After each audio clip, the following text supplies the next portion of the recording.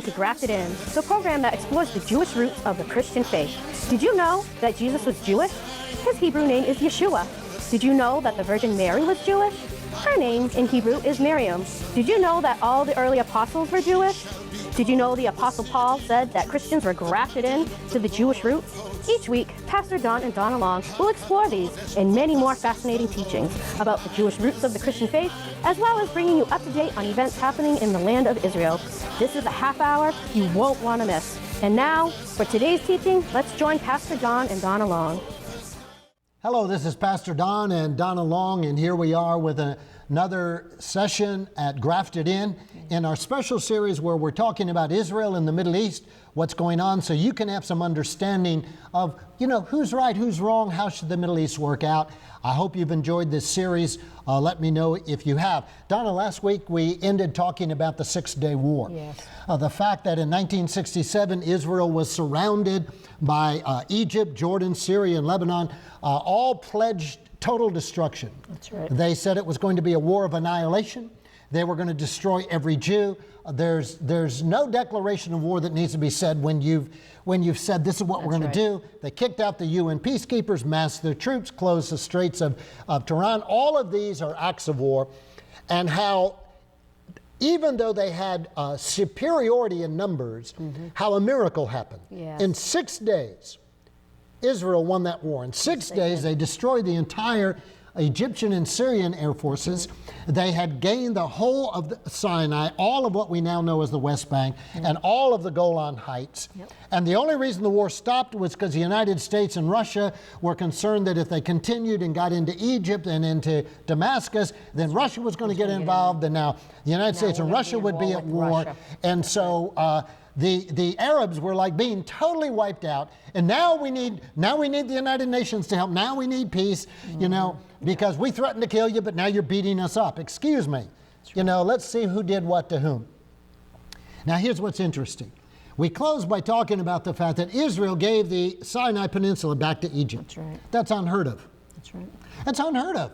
Your enemy attacks you, you take over their land, you don't turn around the next day and say, here, we give it back to you. Doesn't sound like the description of what we're hearing nowadays, that Israel doesn't want peace. Yeah, it's like, so, and by the way, it also is evidence that land for peace doesn't work. No, that was a tremendous amount of land that they gave for peace. And they weren't even being pressured. They just gave it willingly. They gave the whole Sinai Peninsula back to Egypt, and see, that's just like preposterous. But what they did keep, they kept the Golan Heights, and you described last week how the Golan Heights is a strategic, important place for several reasons. Number one, and you got to go to Israel with us, we'll show you this. Anybody who stands in the Golan Heights and looks down on Israel below you will realize you never, ever, ever, ever want to give up the Golan Heights.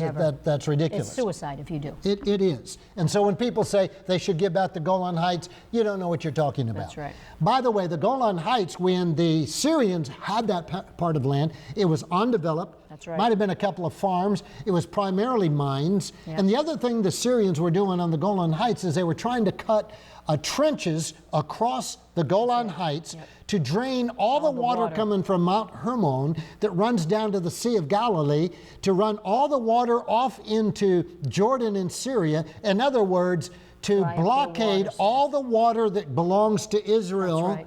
They were trying to do that. By the way, that in itself is an act of war, to cut off another nation's water supply. Right. You go with us now up to the Golan, you'll see farms, you'll see fruit trees, you'll see wheat fields, olive factories. I mean, an amazing place. But so Israel kept the Golan Heights, and in fact, they annexed it. Now, annexing land is what is traditionally done in war. We've done it as a nation. Come on. We went to war with Mexico. We annexed Texas. Yes. It's ours. We take it. I mean, it's like if Israel doesn't have a right to the land that they have, we have no right to Texas. We ought to give it back to Mexico. Back to Mexico, that's right. We went to war and annexed Texas. Come on. The rule, what's good for one person is good for another. Let's keep the rules the same. That's right. So if the West Bank should go to the Arabs, Texas should go back to Mexico. Just as it is, everything that's built up on it, give it back to Mexico. You can't say it's right for us to keep this, but not right for you. Right. And so they annexed the Golan Heights simply because they realized we got hostile neighbors. By the way, There's rarely been a serious war up there on the Golan. It's come from Lebanon, but on the Golan itself. Now, then, in terms of what is known as the West Bank, and by the way, interestingly, it's called the West Bank because it's territory that's on the west side of the Jordan River. That's right. Now, here's what's interesting about that. The British mandate said that the new nation of Israel for the Jews was to have land on both sides of the Jordan River. That's right. That's right. It was supposed to have land on both sides of the Jordan River. right. So on that basis alone, there shouldn't be any question who the West Bank belongs That's to, right. That's because it's on the west side of the Jordan. River. In fact, not only should they have the West Bank, they should have 10, 20, 30 miles on the other side That's of right. taking land out of Jordan. That's That's right. what they should have That's right. by the treaties that were signed in the League of Nations. And we read that whole thing out in a previous broadcast. We read it in a previous broadcast. It's Go there. look It's it a up, the document. British mandate. So the West Bank is a fictitious thing. What happened is that at the end of the War of Independence, the Jordanians controlled that land. Right. So let's go back and ask a question. Who were the first occupiers of the West Bank? The Jordanians. I mean, Arabs were living there, Palestinians, if you want to call them that. By the way, they didn't call themselves Palestinians back then. No, they didn't. They were not called Palestinians. That's a name Arafat came up with. They were Arabs. Most of them thought of themselves as Arabs like the Jordanian Arabs. That's right. And the Jordanians now controlled the whole West Bank. They occupied it at the end of the War of Independence. They were occupiers, but guess what? They did nothing to develop the people in the West Bank. No, they didn't. They did not develop the infrastructure. They built them no schools. That's right. They built no roads in the West Bank. That's right. They did not improve the water supply in the West Bank. They did not build one single hospital in the West Bank. Nope. And they did not give the Arabs living in the West Bank Jordanian citizenship. That's right. They simply occupied it. That's right. By the way, the Jordanians also occupied half of Jerusalem when that War of Independence ended. And a wall was built between the Jewish part of Jerusalem and the Arab part of Jerusalem. And all the holy places, the Temple Mount, the synagogues, on the Jordanian side, all the synagogues on the Jordanian side of that wall were destroyed by the Jordanians. That's right. Every single one of them. And from the high places in their part of the city, they would fire rifle shots at the Israelis living in their part of the city. right. And in fact, if you come with us again to Israel, we can have one of our guides that we know very well there, Yes. who grew up in that Jerusalem part when it was a divided city, and he remembers the wall being there, and that he could come up to the wall, but he couldn't go on the other side. Jews were forbidden That's right. So to go to their most holy site. to go to their most holy site. So what do we know? We know that when Arabs control half of the city of Jerusalem, they destroy Jewish holy sites. We know that. That's a fact. That's right. Don't tell me otherwise. We know it from that. We know it from what goes on now. That's right. And we know that when they're strong enough, they'll destroy the Christian holy sites That's right. as well. They have no respect for anyone's religion. They desecrated the Church of the Nativity when they took it over. They took it over. That's right. So we know that. So the Jordanians were the occupiers of the West Bank. Let me ask you a question. Where was Arafat? The truth was, by the way, he was in Egypt. That's where he comes from originally. People don't know that. But anyway, where was Arafat saying, we want our freedom? Where was Arafat saying, we want a Palestinian state? Where was the PA? Where was the outcry, from 1948, 49 to 1967, where was the agitation among the Arab people for their own state? Where was the cry, we're Palestinians, we want our own state? It did not exist because it isn't the issue. No, it is not. It was simply a clever way Arafat created this idea of a suppressed minority because why? They hate the Jew. It has nothing to do with wanting a Palestinian state. That's right. It has everything to do with the fact we don't want Israelis to be here. That's right. Okay? So the Jordanians occupied all of that West Bank, and there was no improvement. Look at the facts. Look at the facts. Israel now takes over the West Bank. Now, interestingly, they didn't annex it. There are many of us who think Israel should have annexed the entire West Bank. Let the world jump up and down and get back. Annex it. Just annex it. It was ours way back in the beginning. It's rightfully ours now. We're going to annex it. And the only reason they didn't was because Israel's a democracy. And had they annexed it, the number of Arabs, Israeli citizens now would have been greatly increased by those Arabs in the West Bank. Right. And now you would have had an Arab majority in a Jewish state. That's right. That's right. Interesting. Because they don't kick them out the way the Arabs They don't do like the Arabs who take over land and kick the Jews out. right. When Israel No Jew takes is allowed to live in any of their territory. And as a matter of fact, if a Jewish person is riding in their car and somehow wanders and gets lost and ends up in one of their Arab neighborhoods, they will kill him. They'll shoot him and they'll kill him. But no Arab ever is concerned if they should get lost somehow and end up in an Israeli community, because they probably would help them to find their way out. Think about it. That is a fact that happens now, on this day, in this hour. Think about it. The Palestinians want a state in this so-called West Bank, but the state they want can have no Jews. That's right. They've already said That's right. no They've Jews. already said that. No Jews. But the Jews have a land in which Arabs can live. And if the Jews took over the West Bank and said, we annex it, it's ours, they will give citizenship to the Arabs. They will take care of the Arabs. But if the Arabs take over the land, they're gonna expel all the Jews. No Jew is allowed to live there. You almost want to tell the Israelis, annex it and then kick them all out. And kick them all out. But see, that's not their heart. That is not their heart, and that's not their way of thinking. See, people have got to step back and say, wait a minute, something's Who is drastically the enemy wrong. here? Who are the wrong people? That's who are right. the immoral people? Who are the illegal people? That's right. That's right. And quit looking at some picture of a poor Palestinian living in a little thing and avoid looking at the rich Palestinian houses. We do that all the time in Gaza. And consider the fact, wait a minute, the Arabs want a land in the West Bank, they want a nation, and they've already said no Jew will be allowed, but if the Jews take over that land and own it, the Arabs will be allowed, and in fact the Jews will help them. That's right. And Now, they'll thrive. And they'll prosper. Here's the result. Even though the West Bank wasn't owned by Israel, because it's supposed to be negotiated.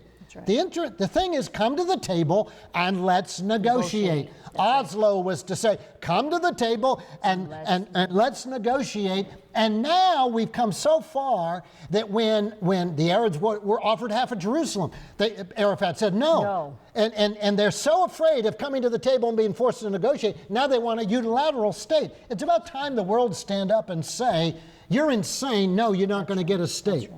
That's right. And it's about time we say to the liberal professors in our university campuses and those crazy Christians who think somehow the poor Palestinians have a right. It's about time we say there's a right and a wrong in this case, and let's lay it down on the table and compare the facts, not hype, not what somebody extravagantly claims, not propaganda. Let's talk about the facts. Israel now controlled the West Bank. What did they do? They began to build roads. That's right. They began to build hospitals. That's right. I've got a list of it. I don't have it right now. In Ariel. But even among the Arabs, they built schools for the Arabs. Not a school in our Jewish settlement. They do that. But in the Arab towns, they provided money to build schools for the Arabs. They brought water into the West Bank, not so they could have water in their Jewish communities, so they could have water for all the communities. They brought electricity into the West Bank, not just so Ariel and other places could have electricity, so the Arabs themselves could have electricity. Before Israel was in control of the West Bank, there was no such thing as consistent electricity in the West Bank. Didn't exist. Ever since they've been there, Every Arab can turn on a light switch in his village and he knows he has electricity. Why? The Israelis are providing it. That's right. Excuse me, folks. The Israelis have taken care of the Arabs better than the Arabs ever have taken of their own. That's right. That is the fact. Even now. Even now. Read about it just last week.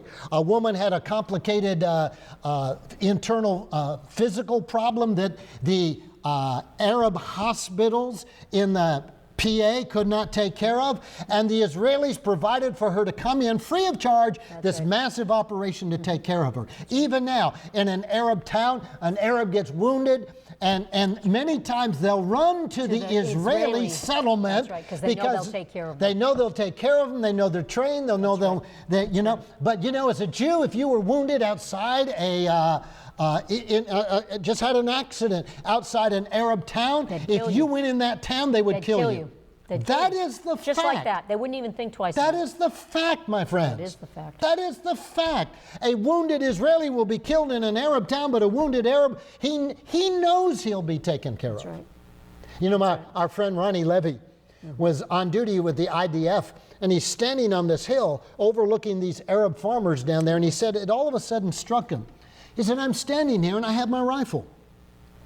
And there's Arab farmers down there, and they know I'm standing here, and they're working their crops. They are not concerned at all whether or not I will shoot them. They weren't concerned because they know I would never shoot them. That's right. But if they're Israeli farmers and a Palestinian Authority man shows up with a rifle, they all start watching him closely because he very likely will shoot them. That's right.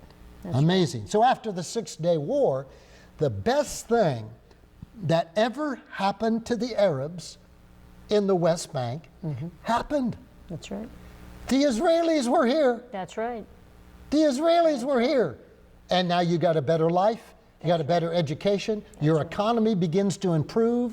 You're taken care of. Interesting, in Jerusalem, for the first time in 2,000 years now, the Jews had all of Jerusalem. Yep. And what did they do? They immediately began to provide for religious freedom for everybody. Do you know you can go to Jerusalem right now and you have full religious freedom in Jerusalem? That's right. It's never been that way when the Arabs were in charge. That's right. And now it is. They respect the religious rights of the Christian, of the Jew, of the Muslim, of anyone else in Jerusalem. The Arabs do not do that. And yet the Arabs say, we demand half of the city of Jerusalem. And our State Department says, well, maybe we should consider that. Insanity, immoral. That's right. To give to a people group who destroy freedom, land and cities that is actually Israel's capital. Israel's capital, by all rights, always has been. They may not have put the embassy there, but they'll tell you. That is the capital. So what's going on right now in current events in Israel is the result of what happened after the 1967 war, when all those nations threatened to absolutely destroy and annihilate Israel. Right from the start, I would say, why would you ever give that land back? That's right. Now, Israel insists that if there's going to be a state called Palestine there, that it be demilitarized. Well, they have a right to. Excuse me. Right. You know, we have a Gaza down here we gave to Arabs, and they're firing rockets into it. We're not going to create another state where they fire rockets. And people say, oh, they won't do that. Then you're dumb and ignorant. That's right. Because that's what they pledged to do.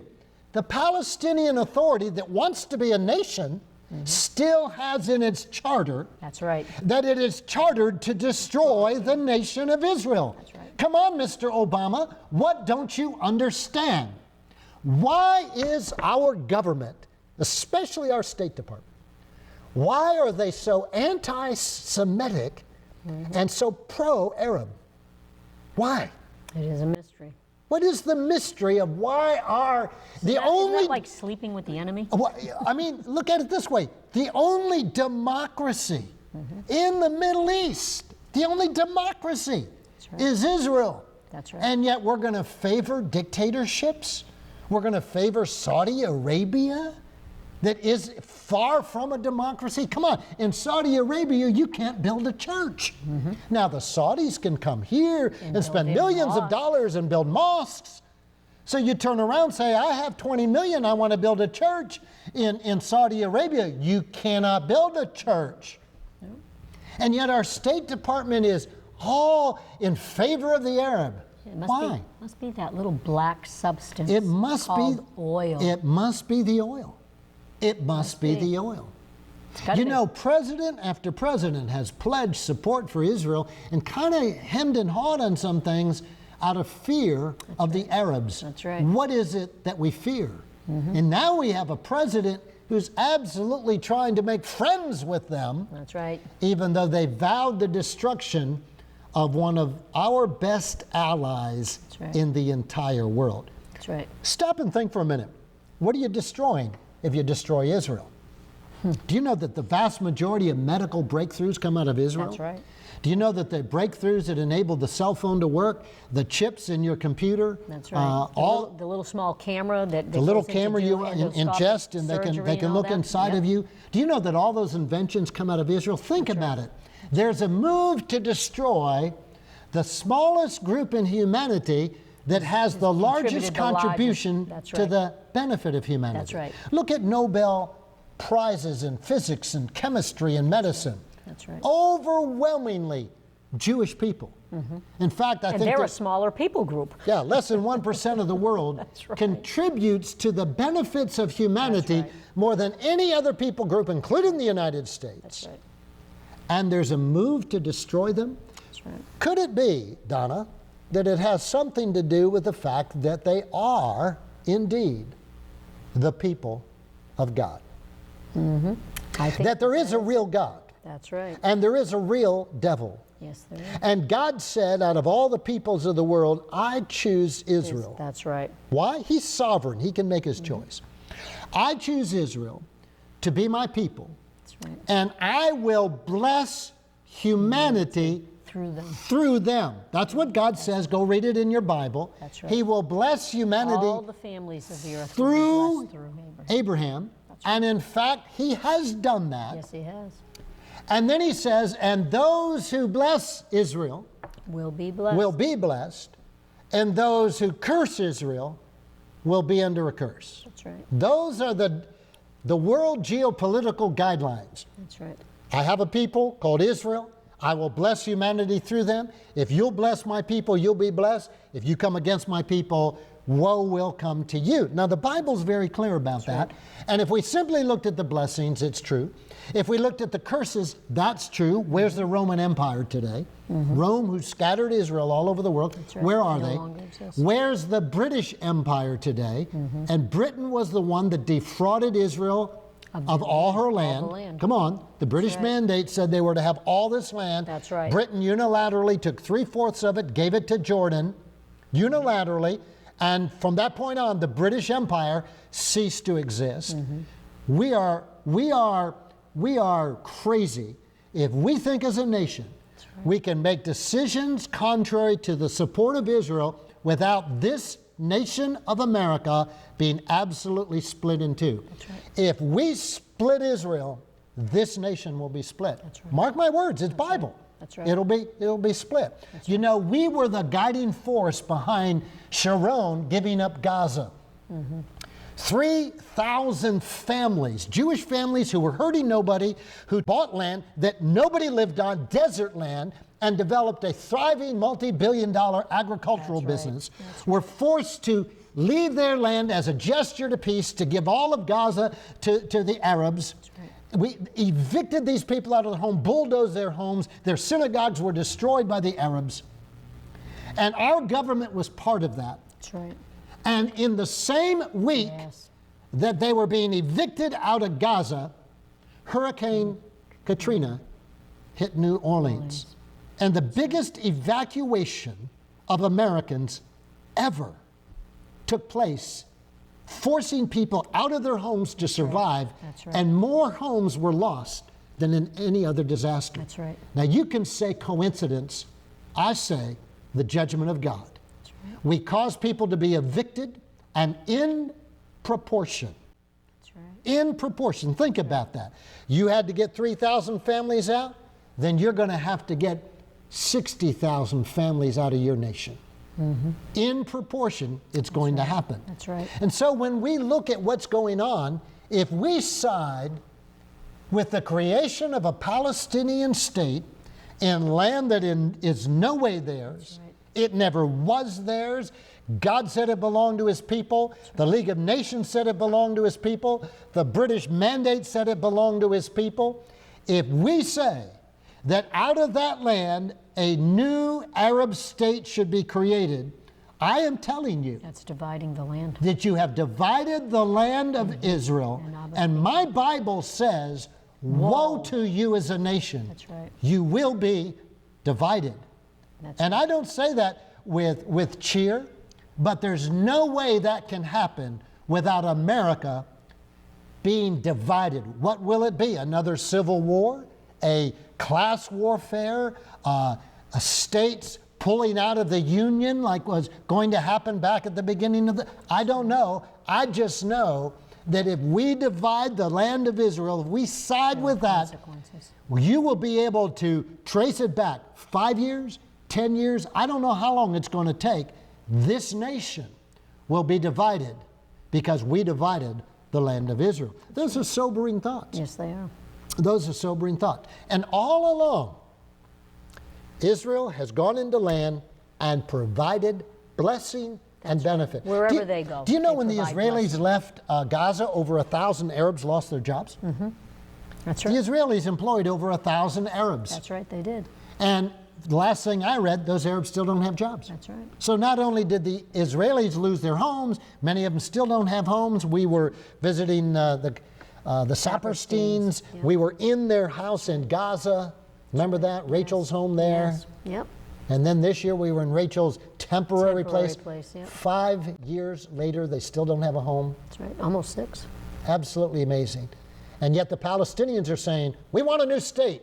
And we want all the Jews kicked out of their homes. Actually, if the Palestinians could have it their way, they want 300,000 Jews removed. That's right. Well, President Netanyahu was smart, Yes, finally. he was. Finally. He stood up to President Obama and said, no way. No way are we ever going to remove 300,000 Jews. No way is the city of Ariel, the second largest university in Israel, no way is that city. Which Arabs attend. Yeah, and Arabs attend that university, That's by right, the way. get educated. No way is that city going to be removed. No way are some of the other communities. They're not settlements. They're communities with 8,000, Thriving communities. 4,000, 3,000 families living in them. That's right. No way are we going to give those communities over to bloodthirsty Arabs who have only one goal, and that is to destroy the nation of Israel. That's right. It's time that we say to the PA, come to the table, sit down, and negotiate, and if you don't, we're not going to give you $1 more of our taxpayer That's money. what it should be. Not $1 more of our money will support you if you will not come and negotiate. This is the way we've got to start dealing with it. Right. And if we don't, then the consequences will fall on us. Yes, they will. As a nation, well, the Middle East has everything you see to do with us. Yes. The Middle East very much is about what's going to happen in America's future. This is Pastor Don and Donna Long. We've been glad to have you with us today. Join us next week on Grafted In.